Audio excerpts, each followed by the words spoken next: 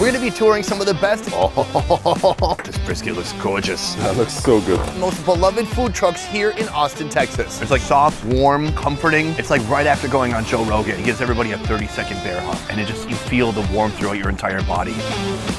That didn't happen. We are in Austin, home of Joe Rogan. I just got doing his podcast and he said that I crushed it. Is this the first podcast you've done? It's like, I did a couple practice podcasts. When Joe asked me if this was my first podcast I'd ever done, I think what he really meant was, hey, you're doing a great job and you don't seem like you're about to have a panic attack. I feel like it's so quiet in here. I'm like, I can hear my voice so well. I forgot your question. I'm excited today because Austin is a great food city. Of course, you have the strong influence of Texan food and Texan barbecue, but you also have a lot of international flavors you'll find here too. We're on our way to location 1 right now. Let's get started. Right behind me, we have our first location right here. It's called KG Barbecue. What's unique about this place is that right there. That is a transportable mobile smoker. A smoker on wheels. This smoker can go anywhere he wants to bring it, except for, yep, pretty much anywhere. Okay, cut that.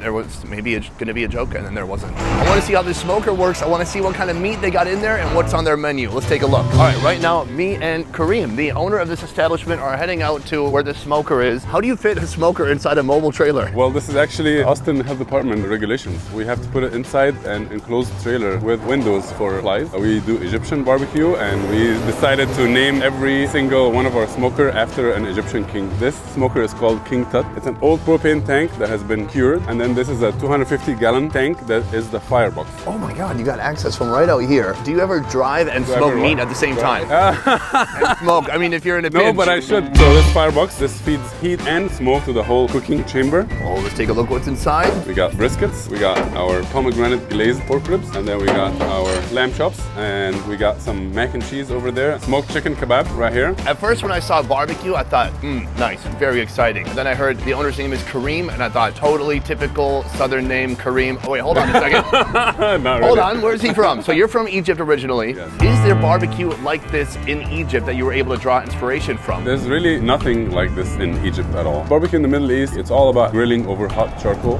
But then I visited Texas here to see a friend in 2012, and I tried barbecue, and I was extremely fascinated. The brisket, the short ribs, these are all cuts that are ground all over the world because it's tough and it's really fatty. So seeing how they transform these cheaper, undesirable cuts into an outstanding product that is smoky and tender and juicy, it was extremely amazing for me. And then I finally decided to quit my job and come here to cook for a living. You have such an incredible, interesting story. I'm very excited to try out the food. Absolutely. Let's do it.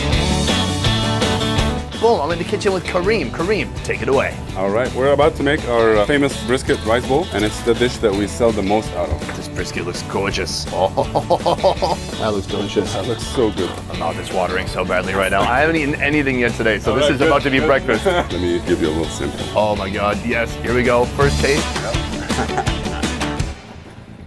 Wow, so juicy, tender. I just went to a different planet. That was incredible.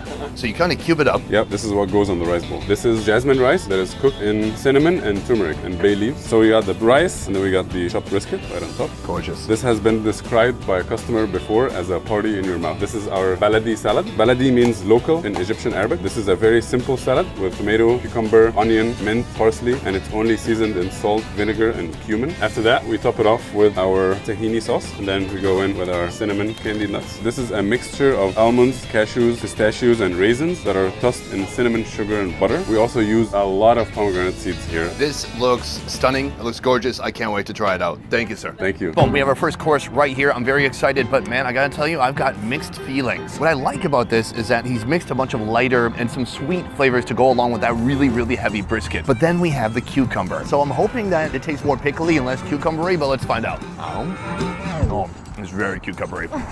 And then the nuts look incredible, but then the tahini sauce. Some people love tahini. For me, it can be a bit on the salty side. That said, we have all these elements together. I'm gonna give it a fair shot. Let's go. That's really good. The rice has a strong turmeric flavor. That with the meat alone, already awesome. But then when you get the nuts, you get some texture in there. You bite on some pomegranate, you get some sweetness. Even the tahini is a great binding agent. I don't find it too strong or salty or anything like that. It's so delicious.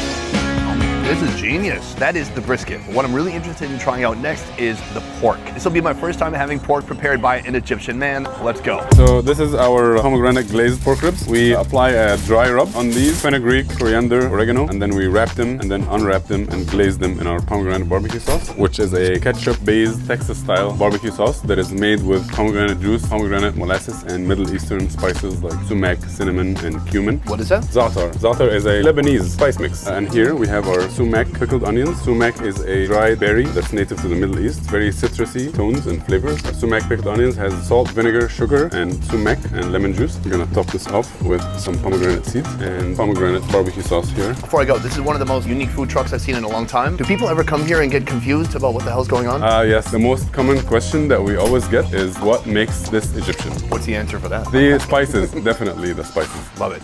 Sir? Thank you so much. Pleasure. Boom. Course 2, right here. A couple of dishes. We've got ribs and we've got bread pudding. Bread pudding like you've never seen before. First, the ribs. It's not often that you get to have pork with Middle Eastern spices on them. Every Muslim country I've gone to, I've definitely have never ever seen pork anywhere. And I know you can get pork in Egypt. It's just going to be at a deli. It's going to be hard to get your hands on. And they're certainly not going to have big, beautiful racks of smoked pork ribs like this. Take a look. Freshly cut, still on the bone, pomegranate on top. I love the color, but I have to say goodbye for now. Just give it a bite.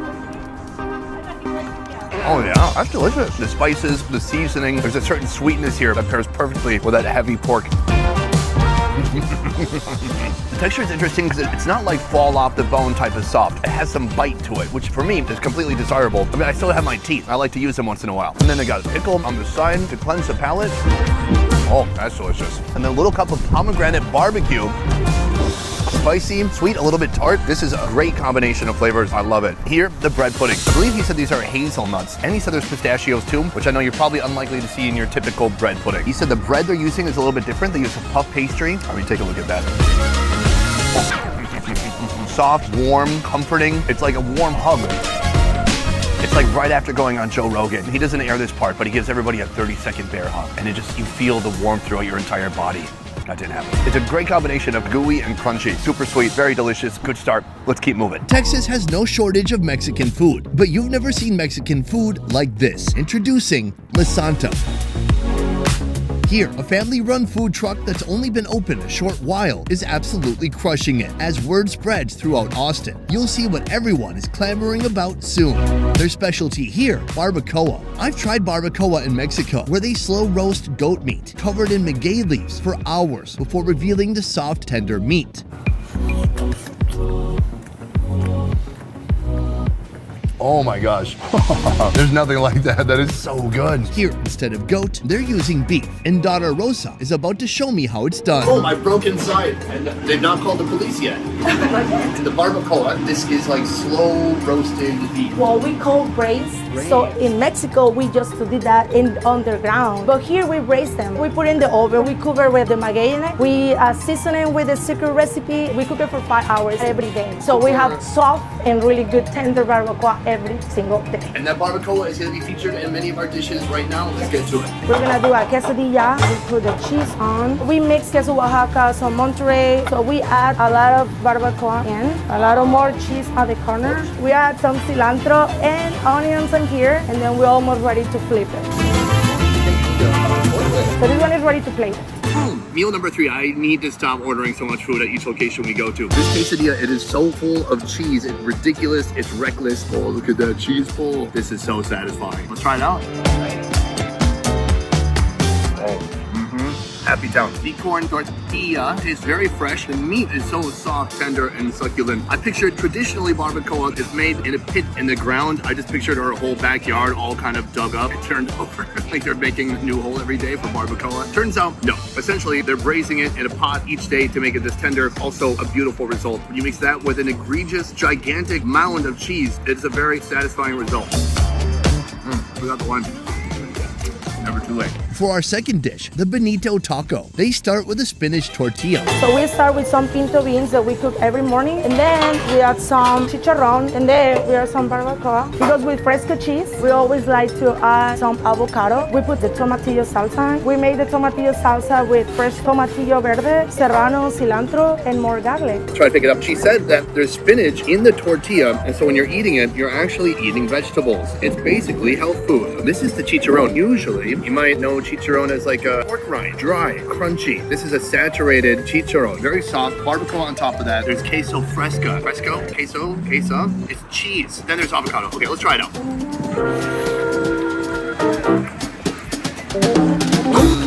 Immediately, you get a hit of those beans. Super delicious. Chicharron. It's kind of spongy. It's got a little bit of heat to it. Barbacoa, of course we know, is tender, soft, and delicious. This is a big winner. I want to eat more. I'm getting so full. Oh my God, what am I doing?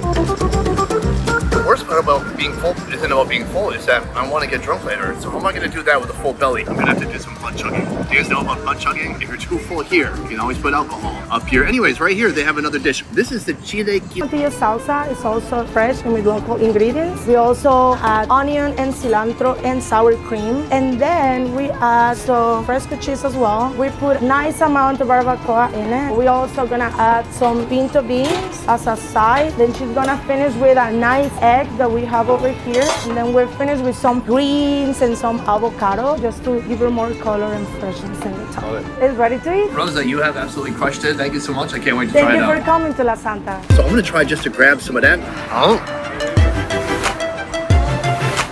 Mother effing winner. It's spicy, it's slightly sour, it's got a delicious savoriness to it. The mixture, it's like half soggy, half crunchy. Oh my God, take a look at that. Oh yeah. I gotta say, this is one of the cooler dishes I've seen from any food truck ever in the world. That was just the base. I wouldn't even need all these toppings because the base is so delicious. I'm gonna try to get one more bite. Oh God, it's so good. It's so filling. This is absolutely delicious. We should be done with this video. It's probably too long already, but let's keep going. Come to another food truck here. This is a Thai food truck. It's called Kindi. Kindi means, well, it says it right here. It means eating good. And I feel like they had to write it on here because they got sick of people asking what the heck Kindi means. Let's take a look at the menu over here. This is a very wide-ranging menu. This is what's caught my eye the most. It looks irresistible. Killer noodles. It says it kills me hardly. Does that mean it hardly kills you or it intensely kills you? I'm not sure which one it means. So I'm gonna go inside right now and see how they make this and then I'll get probably other food too because I'm fat. Boom, right now I'm in the food truck with Arm. Hi. How long have you lived in Texas? I live in Texas almost 3 to 4 years now. How is Texas super different from Thailand? Actually, I can say not quite different because the heat is the same. And also, Texas people eat spicy too. So there's a wide-ranging menu. Today we're gonna focus on the killer noodles. Right now, we're gonna start with put vegetable oils on it. And later on, she prepares some instant noodles. So the noodles are already cooked? Yes, it has to boil first before we stir frying it. Is that garlic paste? It's minced garlic, Thai chili pepper. Oh, did you put more chili? That's why they call killer noodle. It's spicy. Okay, I just found out why they call it killer noodles. I thought they were just trying to be cute. Oh my God. No, it has to be spicy, like a Thai spicy. And then she put on basil sauce. It's a homemade sauce, a secret recipe. I definitely feel like we're in Thailand again. Are people ever scared of the spice? I don't think so.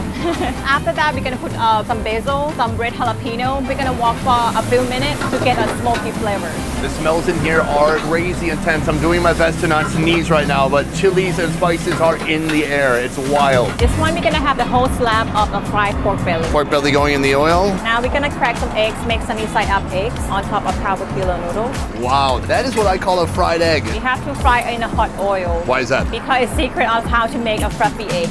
Look at that, a thing of beauty. Wow, look at that. Okay, the pork goes on next, and then the egg, crispy and delicious. This looks incredible. We have the garnish with more red jalapeno peppers, and the last, we're gonna add more spicy stuff on it. It's homemade hot chili oil. Oof. And this is ready to serve. Ladies, thank you very much. Thank you. Right here, what a selection. And you think this is everything. No, look at that. And then look at that behind you. And then look at that. And then look at that as well. Yeah, everything but the water they brought me. So I'm gonna focus on these three right here. These are the killer noodles. I wanna first get to these noodles. Oh, the chilies are inescapable. They're everywhere. Let's see if I survive this one.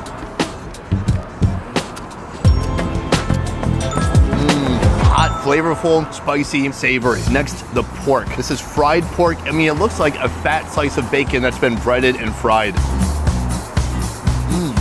Oh yeah, that's exactly what that is. It's fat, thick, crunchy, and juicy. Hit it with a little bit more noodle. Finally right here, we have the egg. Not a fried egg, but a deep fried egg. I'm gonna do a bit of a yolk break. We're gonna dump that into the noodles. We wanna saturate those noodles with delicious thick yolk. Let's go, buddy. Oh my God, it's delicious. It's yolky, creamy, a perfect mixture. It kind of cools down the intense spiciness of the noodles. Very satisfying. I have to take off my jacket. I'm sweating. You can't tell because of the bandana, but the back of my shirt is wet. Too much information? I'm sorry. Here, this is the soft shell crab curry. You can see deep inside we have the curry. I'm gonna teleport that curry over to here with a spoon. We're gonna put it on a bed of jasmine rice. Let's try it out.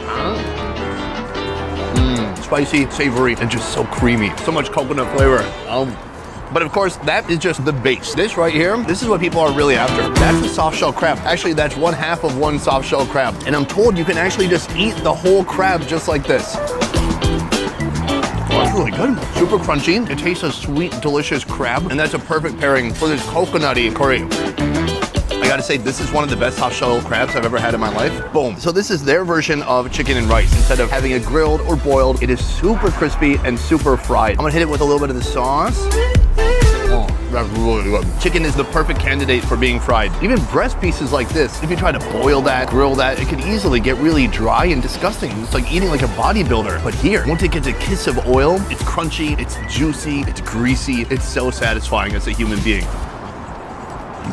For me, coming to Austin and seeing so many of these food trucks, I've witnessed so many interesting stories. People coming to the USA for the first time and living out the American dream. Taking a bold risk, trying something new, introducing their country's food to this country here. Enriching this country with so much more diversity and so much choice and selection that's absolutely stunning and delicious. This is another such story. Boom! Guys, that was a video all about food trucks here in Austin, Texas. Wherever you drive, you find little enclaves and groups of food trucks just like this. There's brisket here, and then there's Thai food over there. What more could you want except for